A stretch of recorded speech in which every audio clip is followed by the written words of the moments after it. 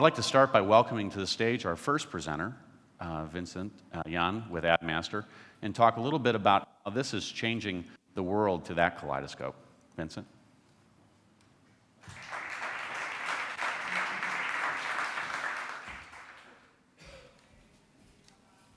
Good morning, everybody. My name is Vincent Yan, founder and CEO of AdMaster, who offers the best coffees in Seville. Today it's my great pleasure to share with you a very interesting, no, this is not a slide.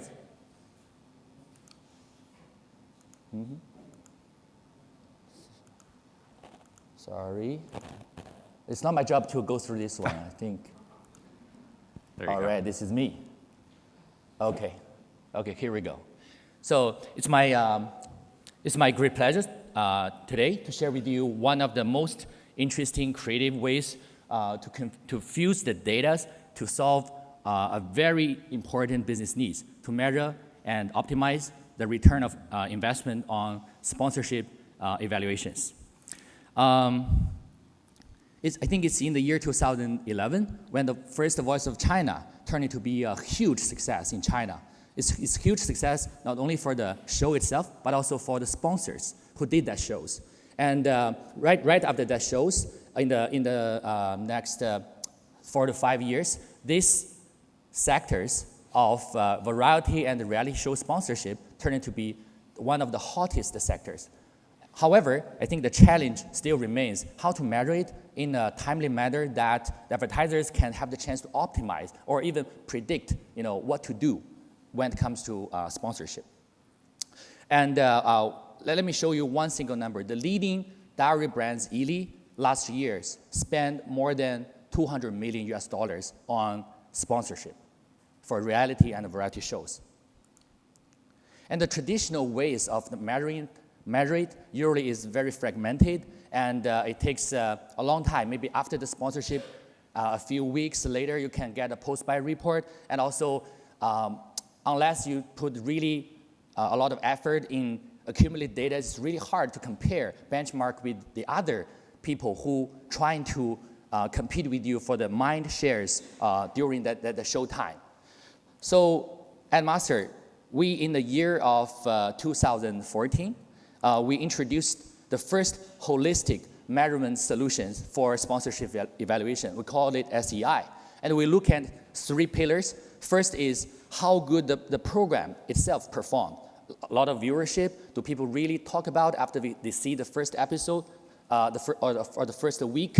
And second, how well the brand associate with the program. Do people recall your brand after they see that shows? Is your product placement really triggers or grab the consumers' perceptions, during the shows, and also how the consumers react. Do they have the higher commitment level to your brand? Do they like you better or feel you are the brand, to them?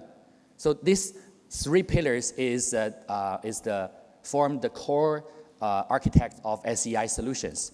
And what kind of data we collected? We actually collected 3 kinds of data. The first 2 kinds are real-time data from all the social medias in China, including Weibo, WeChat, BBS, Wenda. How many of you heard Weibo? Okay, a lot of you. Good. Largest, similar to Twitter, one of the largest social media in China. And the second data source we got is from search engine, like Baidu, like 360s. We have the APIs with all of these leading search platforms as well. And also, at the quarterly levels, we have more than 12,000 mobile panel users. We collected their viewerships about variety and reality shows in a continuously weekly level. So we compiling all these 3 parts of data together to address the needs of answering who is doing a better job when it comes to sponsorship marketing. And this is a little bit more about this is ongoing tracking. As I said, we introduced this in the year 2014, but actually we spent 12 months to prepare this launch because we keep collecting 42 weeks of data in advance. And it covers, no matter if they are our client or not, we collect every sponsors in that hot shows. And also, we could offer by target audience group, by sponsorship types, by, let's say, industries. You can compare with everybody else, your direct competitors or the people who compete with you in the sponsorship itself. And also, this is a solution with, you can access anywhere, anytime. It's highly automated. It's a syndicated solutions. As long as you pay, you're going to log in and you see all those sponsorship data. And let me share with you another example. We worked with Procter & Gamble on Pantene last year. And this is their first series TV sponsorships in China, more than, I think, $10 million investment. And what they want is not a post-buy report. They want something that can guide the team on a weekly basis how to optimize, how to make better, maximize the return of this sponsorship. And not only we track on a weekly basis, tell them how well this program is, or how well your product placement or your slogan appear, is doing during the shows. But also we give them advice. For example, we give them advice. We found that all the other sponsors to these fashion shows, they have a brand ambassador in the show to comments or comments about the designer, similar to Runway, how good you are and how much money I want to buy your products. But Pantene, as a hair product brand, they don't have a say in that kind of scenario. So what they try to do is they added a brand ambassador, and together, this is very interesting and fun ladies in that shows, so that they have much better appearance or brand presence during their shows. So you can see their scores of brand recall significantly increase after they doing this adjustment. And also, they found some really interesting consumer insights, the hashtags, and they invest heavily into the social marketing to maximize the return. Right now, they learned that they only did 10% of the job if they decide what to sponsor. It's the rest, 90% of the more effort, times, coming in together as it goes along. You have so much opportunity to change, to optimize, and to maximize the return. No matter it's the social media campaigns to support this sponsorship, or it's dynamic change, how you place your brands into that scenario to gain the best consumer attentions. All right. So I hope you like these case studies. It's really innovative. In China, we are the first one, and yet still the only one in the market use this kind of data fusion methodologies to address such important business needs. All right, thank you very much. So we'll take just a second. Any questions from the jury? Yep, there might be questions. There's time for questions.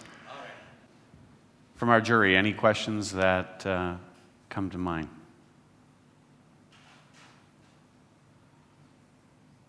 I had a question for you. Okay.